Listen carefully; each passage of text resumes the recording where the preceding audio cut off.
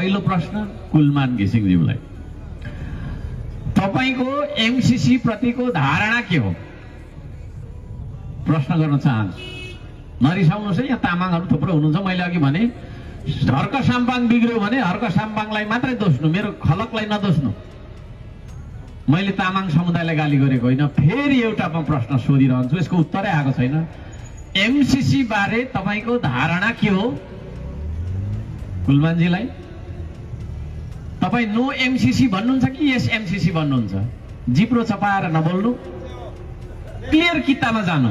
रातोलाई रातो, सेतोलाई सेतो, कालोलाई कालो भने जस्तो त्यसमा जानु। अर्को प्रश्न म रवि लामी छानेज्यूलाई सोध्न चाहन्छु। अस्ति जेएनजीको आन्दोलनमा तपाईँ जेलबाट बाहिर निस्किनु भयो, ठिक छ, निस्किनु भयो होला, आफ्नो अनि फेरि निस्किएर खेर किन बसेको? फर्केर गएको किन? यो प्रश्न म गर्न चाहन्छु।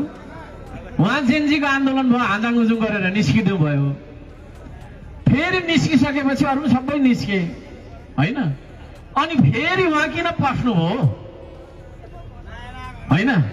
यसको उत्तर रवि लामी छानेज्यूले दिनुहुन्छ होला।